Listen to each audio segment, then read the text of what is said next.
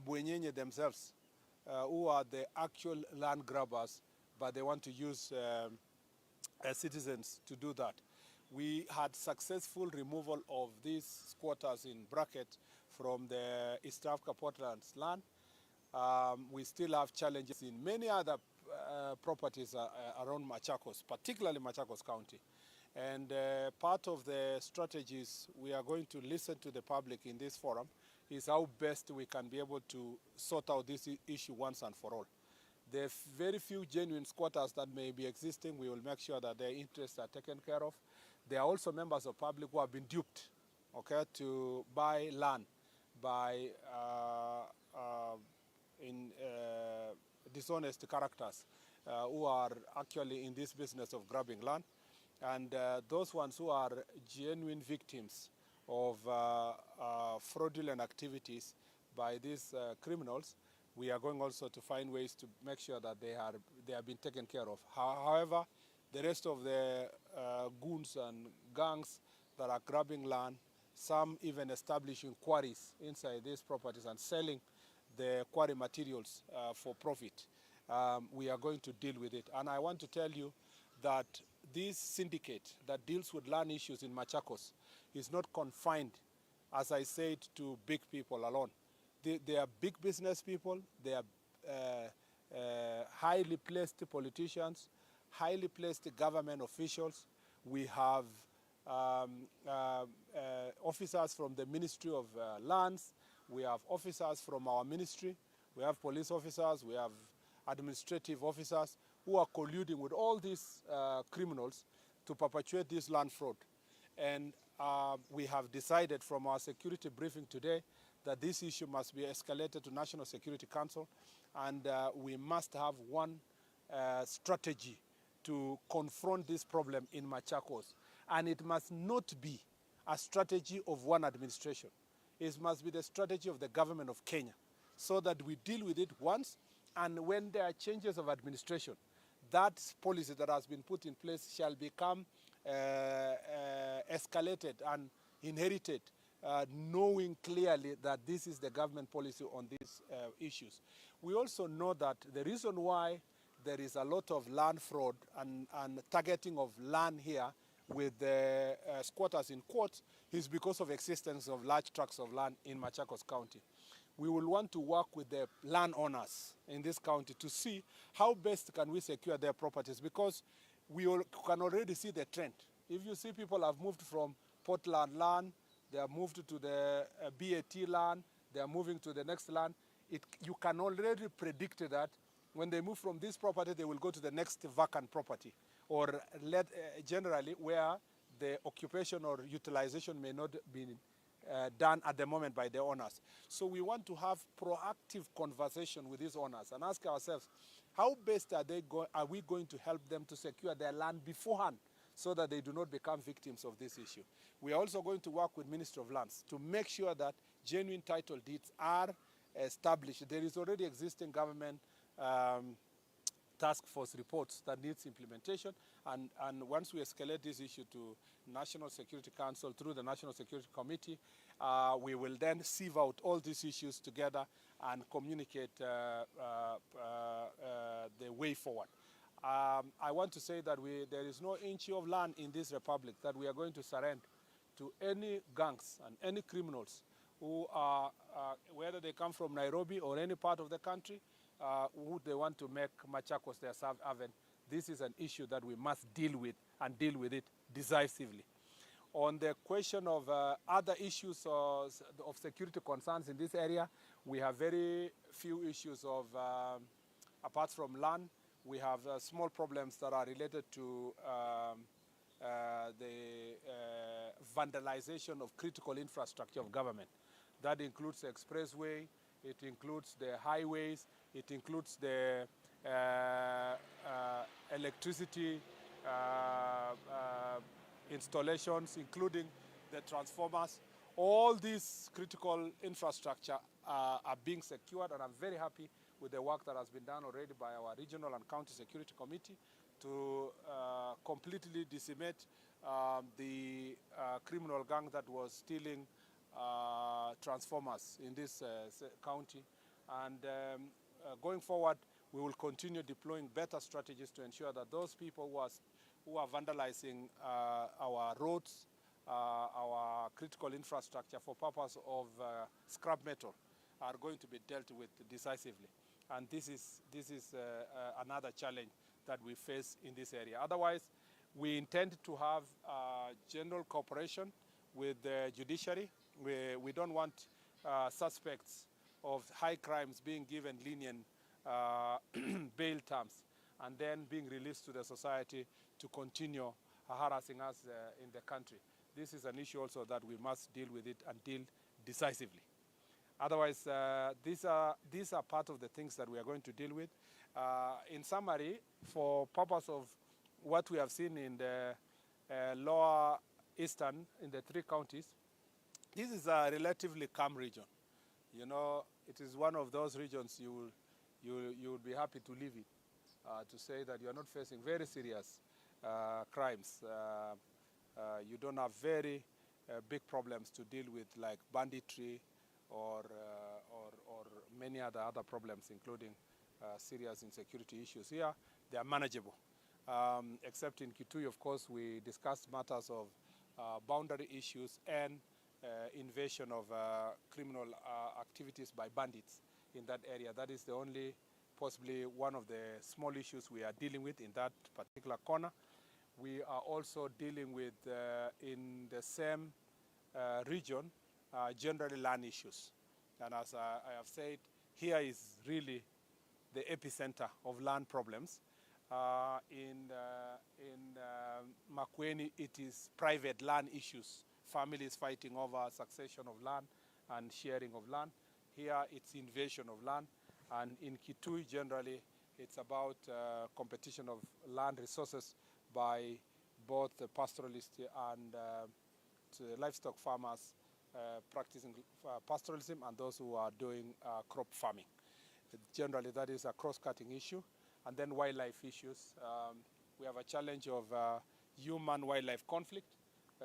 From here, parts of Masinga, you go to Makueni, which is the epicenter, and you have parts of Kitui, including particularly Kitui South and so forth. So I think this is a general summary of the region. We are happy with the work that's being done by our security team. We have picked the issues that we need to do. We are also soon escalating some of the issues which are cross-cutting across the country by providing cross-cutting policy responses that will help us respond across the country, not just in the 3 counties. Asante sana. Naomba nitoke mtada kidogo nikuulize swali kuhusiana na ule uhamishaji wa waliokuwa naishi pale Mwao. Watu 2,000 ambao walihamishwa, lakini serikali mwaka uliopita kupitia wizara yako ya usalama wa ndani ilitoa kima cha shilingi milioni 600 kwa sababu ya fidia. Lakini wapo ambao wanaibuka kusema kwamba bado haijawafikia, wengine imewafikia na kwamba kuna madai ya ufisadi. Let me say this, that kwa mambo yote ya mambo ya land compensation, without focusing on one area, kitu yoyote inakuwa na land compensation, lazima tuhakikishe kwamba tunafuata mpaka mwisho. Na complaints yenye tutapata, tutaangalia specific complaints. Ujue kwamba mambo ya squatter pia ni complicated. Mimi pia ujue nilikuwa squatter. Na ninaelewa saa zingine wakati unajaribu kusaidia masquatter, kuna wengine wanajiingiza wafaidike kwa njia hiyo. So ni kazi yetu sisi kuhakikisha kwamba lazima tuangalie wale wako genuine na wale wako wakora wenye wameenda kuletwa. So I just want to say here that settling squatter problem is also has its own complications. Just the way I've said about Machakos here, whether it is Mau, whether it is Cherangani, where I come from, whether it is in coast region, whether it is in the Rift Valley, because most parts of the areas have concerns about squatters. Generally, the question of squatters keeps mutating. If you don't close the window, you finish one compensation, you get another list in the same area. So those issues of fraud, whether people are being compensated, the wrong people being compensated, we will make sure that we deal with every specific case, and we have mechanisms of doing so. And we want to ask Kenyans who have complaints that they maybe have been left out to put those complaints in writing, submit them to us. We will do thorough investigations and we'll make sure that everybody is settled. I am very happy with what His Excellency the President, and as a ministry we are very happy with what he did to secure Mau Forest. I know he has a visit in that area in a few weeks, and once we are there, we will be also addressing those concerns that may emanate from concerns. And also when we go to Narok for Bomet, Kericho, for Jukwaa la Usalama, we can also get the feeling from the chiefs and the assistant chiefs. As I say, these are ground people, and the wananchi from the ground, they can also help us have a feel of exactly what is the problem. That is the reason why this public engagement and the stakeholder engagement is extremely useful for us in terms of sorting out issues, including historical ones.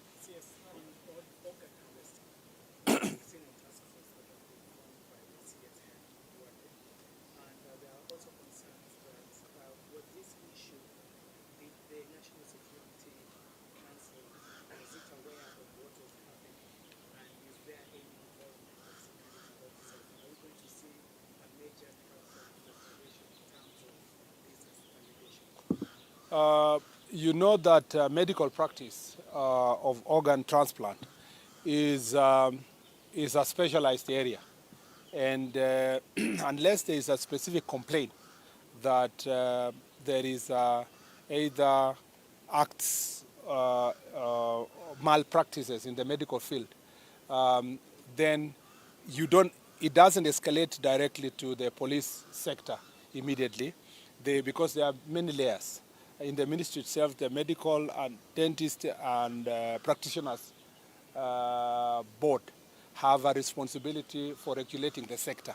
And then you have also the ministry, as rightly as done, to put in place a task force. If it was an easy issue of just a crime committed, you arrest someone, we could never see a task force being established. That task force has been established because it's a specialized area. And out of the investigations of the task force, we are confident that the truth will come out. Once the truth comes out and points out to acts of culpability, or if the task force points out areas of weaknesses so far as organ transplant, I don't want to say organ trafficking now, because when you say trafficking, it's a crime by itself. Since investigation is ongoing, once we know the truth, we go to the bottom of this issue, definitely we will now be guided on how to respond to these issues going forward. But as I said, some criminal activities that have national security component have specialized agencies and have their own complexities that must be dealt with before you can confidently speak publicly that there was transgressions or that there was widespread commissions of acts of impropriety on any part of a citizen of the Republic. We will take about, how many? 3 or 4. Aja nijaribu ule, nitarudi kwako. Ndugu amesimama pale.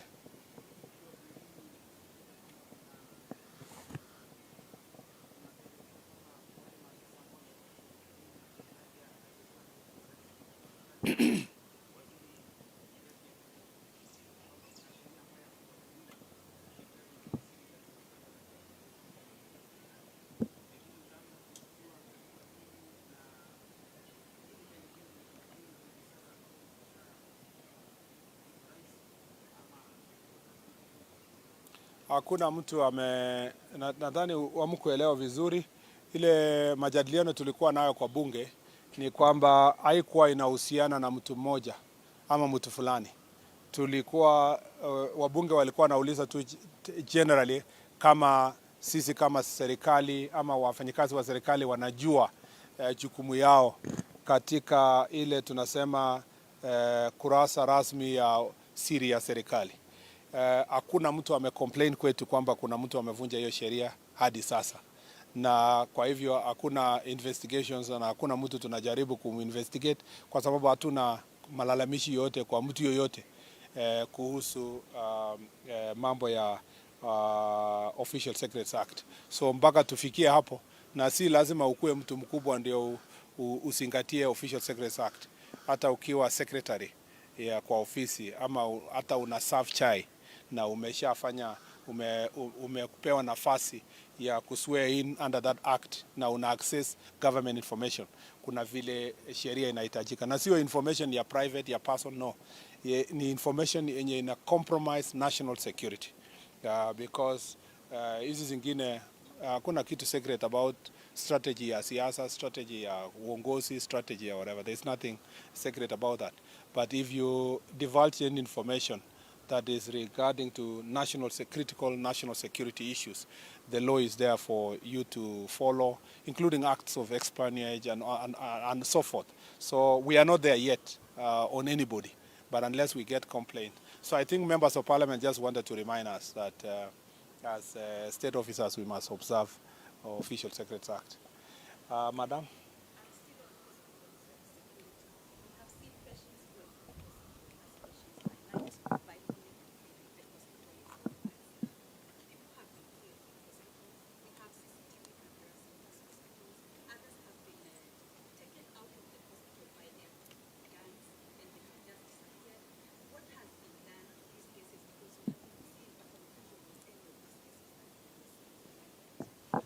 Maybe you are saying the case of Nairobi Hospital, Kenyatta National Hospital, among others.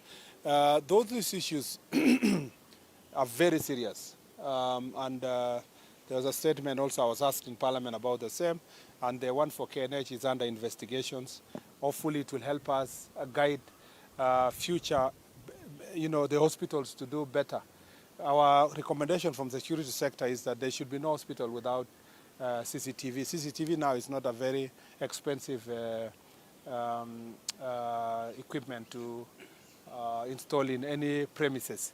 You remember a few years ago, almost 7-8 years ago, during the Jubilee administration, the president then requested many business community to help by installing CCTV cameras, even in their own business premises, because they help in security issues. So there is no reason why public hospitals and private hospitals should not have those cameras. They really help us in terms of investigations. And where they, as you've said, there are CCTV cameras, among other ways, we will do thorough investigations, and that should lead to prosecution. And also, this investigation will help us know whether there is a pattern that has developed, or it was a one-off issue, and what exactly was the motive when this was done. So it's something we take very seriously, and the Inspector General of Police will be updating the public as soon as the information is out, either himself or through the DCI, to make sure that this information is given to the public. Last one. This gentleman has been raising his hand.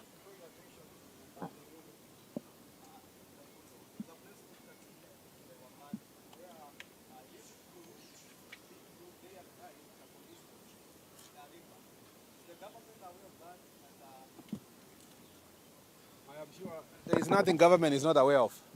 So I'm sure the government is aware. It's just at what level of government are we aware. I'm sure our police officers on the ground, county team. I should have said earlier that part of the security challenges we face here also is alcohol and drug abuse, and illicit brews and so forth. And part of the challenges we have here in enforcing, especially adulterated liquor, is one of the biggest challenges we deal with is counterfeit stamps from the KEBS and KRA that facilitates some of these characters to be able to sell adulterated alcohol in this county. And so alcohol abuse and adulterated alcohol in this area is also still a big challenge, and it is an issue that we continue dealing with, but a lot of progress has been made. I'm glad you brought to my attention the situation in Matungulu, and I am sure that the county security team also is listening to you, and I will follow up that issue to see how far they are in terms of those illicit brew that is happening and we will do a follow-up as part. And I'm sure if you sit in the jukwaa la usalama, some of those things either chiefs or wananchi will tell us, and it helps us to do a follow-up on those issues. Asanteni sana.